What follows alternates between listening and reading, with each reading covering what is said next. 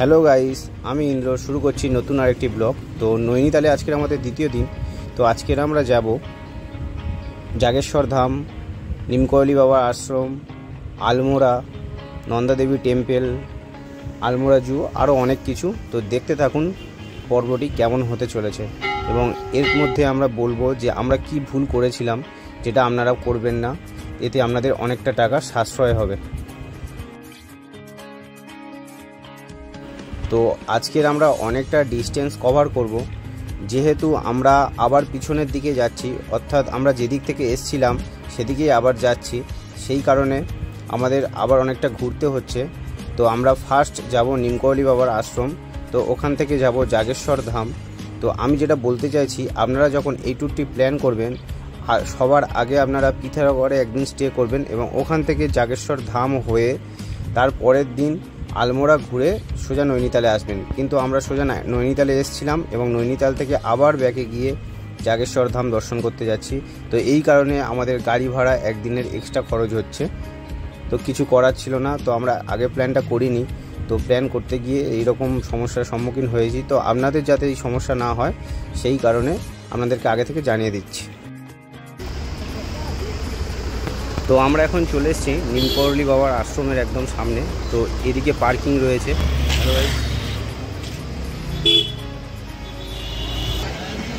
নিমকৌলি বাবার আশ্রমে প্রচুর ভিড় থাকে। তো আপনারা যখন আসবেন শনি রবিবার দিনটা অ্যাভয়েড করে আসবেন, শনি রবিবার প্রচুর ভিড় থাকে। তো আর নিয়ম হচ্ছে আমাদের এখানে ভিতরে কোনো ফটোগ্রাফি অ্যালাউ নেই, আর জুতো খুলে প্রবেশ করতে হবে। তো আমরা যেখান থেকে পূজার সামগ্রী কিনেছিলাম তো সেখানে জুতো রেখে এসেছিলাম।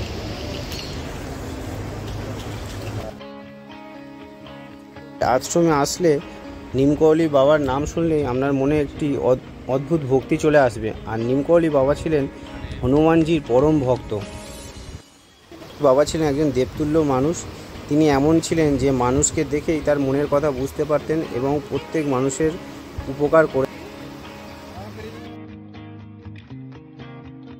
তো ওখান থেকে বেরিয়ে আমরা চলে আসলাম একটি ধাবাতে। তো এখানে আমরা সকালের ব্রেকফাস্ট করে নেব। তো অনেক সকালবেলা বেরিয়েছিলাম, তো খিদে পেয়ে গিয়েছে। তো দেখা যাক এখানে ব্রেকফাস্টে কি কি পাওয়া যায়। তো আপনারা এই রেস্টুরেন্টের ভিউটা দেখুন, খুব সুন্দর। তো এখানে আমরা মোটামুটি ব্রেকফাস্ট করে নেব। তো আমরা অর্ডার করেছিলাম ম্যাগি, আলু পরোটা। তো সেটা খাওয়ার পরে সোজা বেরিয়ে যাব জাগেশ্বর ধামের উদ্দেশ্যে।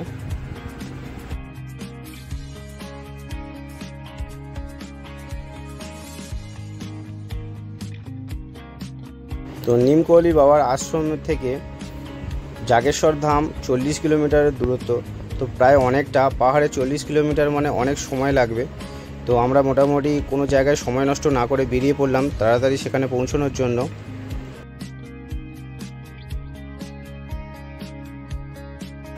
তো আমরা এখন পৌঁছে গিয়েছি আলমোড়া মার্কেটে। আলমোড়া মার্কেটটি অনেক বড় মার্কেট। তো আপনারা যখন ধারচুলা থেকে আসবেন পিথোরাগড়ে হোমস্টেতে থাকতে পারেন, বা আলমোড়াতে অনেক হোমস্টে বা হোটেল রয়েছে, সেখানে স্টে করতে পারেন। এক্ষেত্রে আপনাদের একদিনের গাড়ি খরচ বেঁচে যাবে, যেটা আমাদের একদিনের গাড়ি খরচ এক্সট্রা হয়েছে। তো সেই কারণে আপনাদেরকে বারবার এটাই জানাচ্ছি যে আপনারা আসার পথে এইসব জায়গায় স্টে করবেন এবং এইসব সাইট সিনগুলো করে নেবেন। এই আলমোড়া মার্কেটটি অনেক বড় মার্কেট। তো এখানে মোটামুটি অনেক যানজট লেগেই থাকে। তো আজকের একটু যানজট কমই রয়েছে। আমাদের ড্রাইভার দাদা বলছেন যে উইকেন্ডেতে প্রচুর লোক এখানে নন্দাদেবী দর্শন করতে আসেন এবং ভিড় প্রচুর থাকে। তো আমরা এখন আছি আলমোড়া মার্কেট। আমরা এখন এদিকে সোজা যাচ্ছি নন্দাদেবী টেম্পল। সোজা একটু উপরে উঠতে হবে।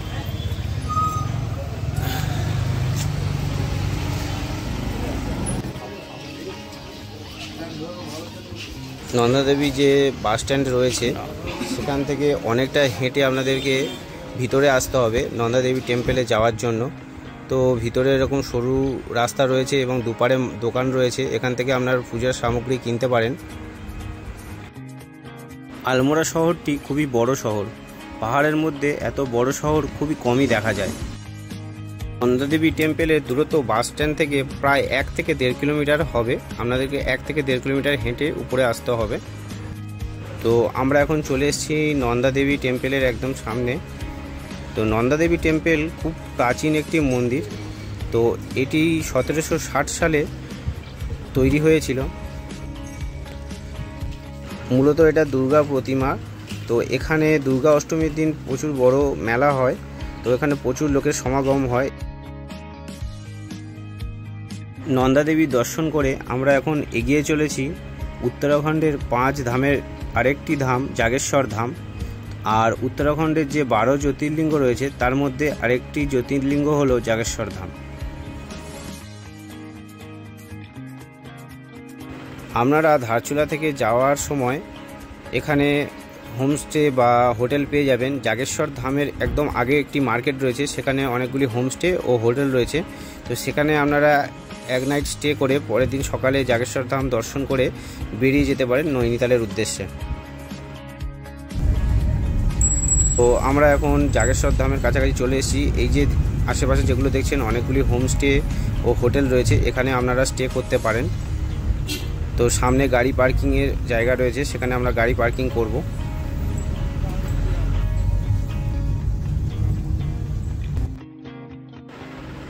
আমরা এখন চলে এসেছি জাগেশ্বর ধাম।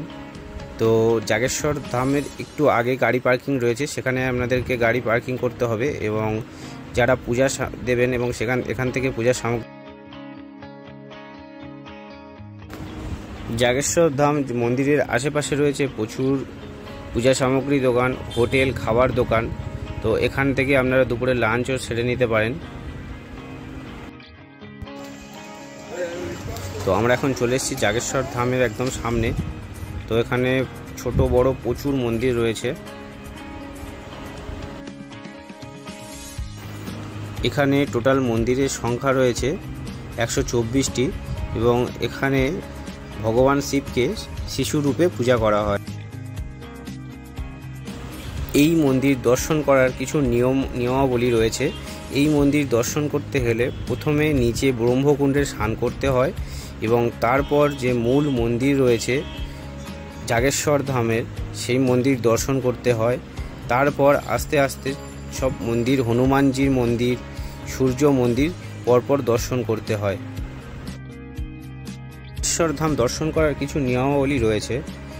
প্রথমে ব্রহ্মকুণ্ডে স্নান করতে হয় এবং স্নান করার পর যে মুখ্য জ্যোতির্লিঙ্গ তার দর্শন করতে হয়। তারপর দর্শন করতে হয় হনুমানজির মন্দির, তারপর নীলকণ্ঠ মন্দির, তারপর সূর্য মন্দির, তারপর নবগ্রহ মন্দির, তারপর পুষ্টিমাতা মন্দির, মৃত্যুঞ্জয় মন্দির, পবনকুণ্ড, নকুলেশ মন্দির, কেদারনাথ মন্দির, অন্নপূর্ণা মন্দির, নবদুর্গা মন্দির এবং সব শেষে আপনাকে কমলকুণ্ড দর্শন করতে হবে এবং তারপর নিচে রয়েছে চাট গঙ্গা, সেখানে দর্শন করতে হবে।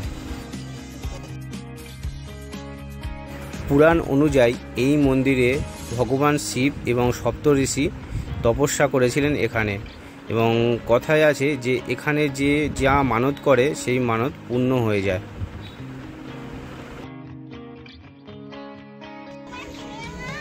এখানে যখন আমরা এসেছিলাম চারিদিকে প্রচুর ফ্যামিলি, তারা আলাদা আলাদাভাবে সব পূজা পাঠ এবং যজ্ঞ করছে। তো এখানে চারিদিকে প্রচুর হনুমান রয়েছে। তো এদের থেকে একটু সাবধানে থাকবেন, কারণ এরা হাতে যা পাচ্ছিল সব কিছু ছাড়িয়ে নিয়ে চলে যাচ্ছিল।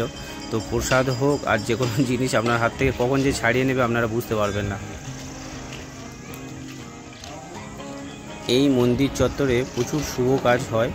তো সব কিছু আমরা দেখাচ্ছিলাম, এখানে সব রকমের শুভ কাজ এখানে সম্পন্ন হয়।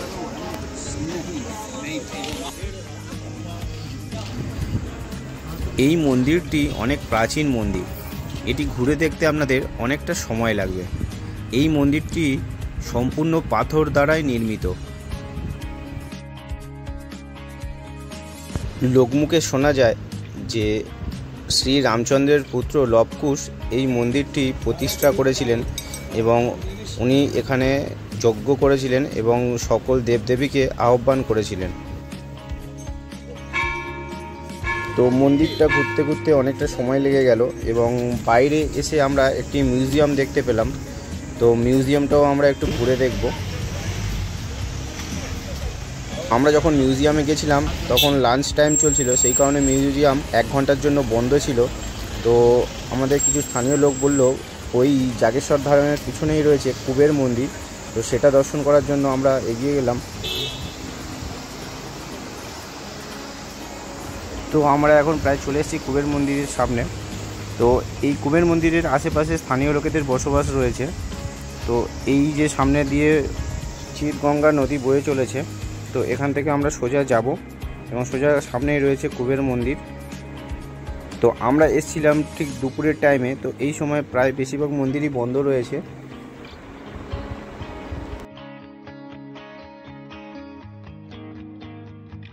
এটি হলো কুবের মন্দিরের মুখ্য দ্বার এবং এখান থেকে প্রবেশ করতে হবে।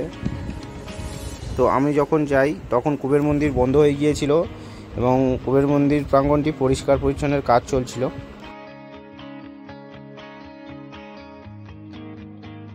তো অনেকটা দেরি হয়ে যাওয়ার কারণে আমরা তাড়াতাড়ি রওনা দিয়ে দিলাম। তো অনেকটা পথ আমাদেরকে যেতে হবে। তো এই মন্দির প্রাঙ্গণে কিন্তু কোনো রকম নেটওয়ার্ক থাকে না, কিন্তু মন্দির থেকে বেরিয়ে আসলে আপনারা নেটওয়ার্ক পেয়ে যাবেন। তো মূলত এখানে জিওর নেটওয়ার্কই চলে, এয়ারটেলের নেটওয়ার্ক খুবই কমই থাকে। এটা হচ্ছে জাগেশ্বরের আগে দান্ডেশ্বর, এখানে সব কিছু কিন্তু শিব ঠাকুরের মন্দির।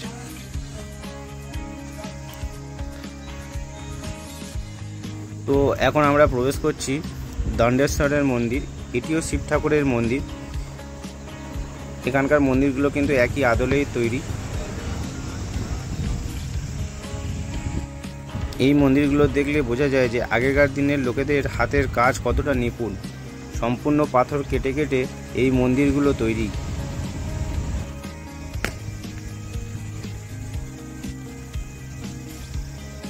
বছরের পুরনো মন্দির এগুলো।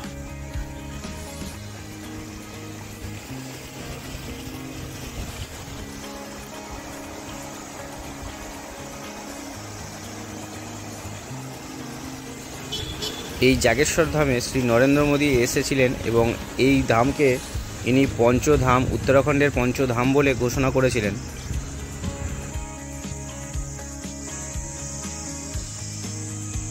এখানে ছোট বড় যে মন্দিরগুলো দেখতে পাবেন সব মন্দিরের ভিতরেই শিবলিঙ্গ বা শিবের মূর্তি রয়েছে।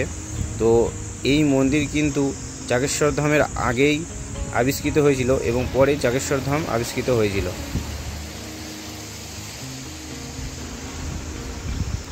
এখানে বহু দেবদেবী মন্দির রয়েছে, চণ্ডিকা টেম্পল, সব কিছুর পাশে লেখা রয়েছে যে কোনটা কোন দেবীর মন্দির বা দেবতাদের মন্দির।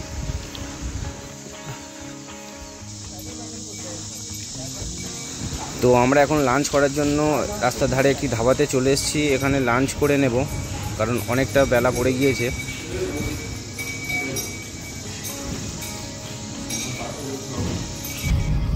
তো লাঞ্চ করে আমরা আবার বেরিয়ে পড়লাম। এবার যাব আমরা গোলু দেবতার মন্দির, তো আলমোড়াতেই রয়েছে এটি। তারপর যাব আলমোড়া জু এবং তারপরে চলে যাব আমরা সোজা নৈনিতাল। তো অনেকটা বেলা পড়ে গিয়েছে, তো ড্রাইভার দাদা খুব তাড়াতাড়ি গাড়ি চালাচ্ছে। আমরা এখন চলে এসেছি গোলু দেবতার মন্দিরের সামনে। তো এখানে অনেক জায়গায় গাড়ি পার্কিং রয়েছে।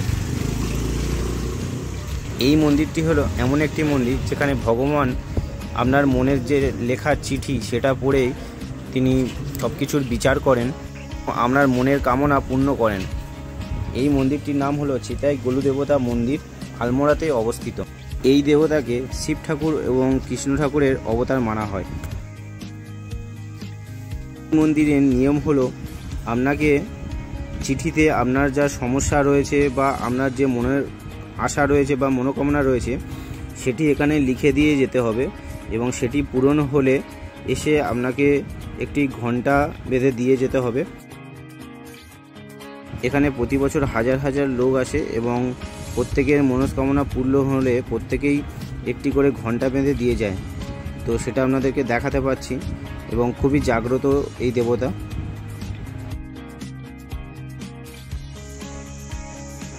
এই জায়গাটি খুবই নির্জন এবং খুবই ভালো।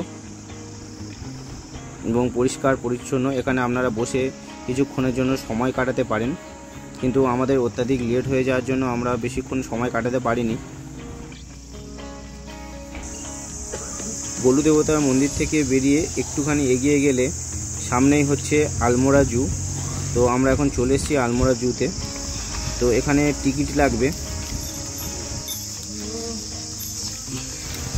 তো আমরা এখন চলে এসেছি আলমোড়া জুতে। তো আলমোড়া জুতে রয়েছে লেপার্ড রয়েছে, টাইগার রয়েছে, তারপর বিভিন্ন ধরনের পাখি রয়েছে, ডিয়ার রয়েছে। তবে আলমোড়া জুটা অনেকটা উপরে এবং অনেকটা এলাকা জুড়ে বিস্তৃত, তো আপনাদেরকে অনেকটা হাঁটতে হবে। নৈনিতাল জুর মতো অত বেশি পশু পাখি নেই এখানে, অল্প রয়েছে, কিন্তু এলাকাটা বিশাল বড়, অনেকটা এলাকা জুড়ে এটা তৈরি। তো রাস্তার ধার দিয়ে আপনারা গাড়ি নিয়েও দেখে দেখে যেতে পারেন।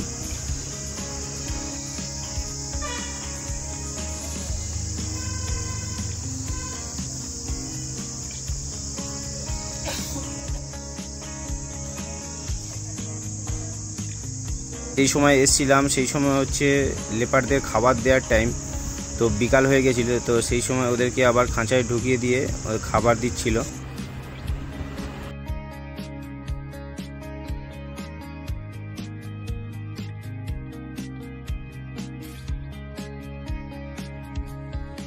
একটি আশ্চর্য জিনিস দেখলাম, সাদা হনুমান। এছাড়া এখানে হরিণ প্রচুর মাত্রায় রয়েছে। চাবি দিয়েছে?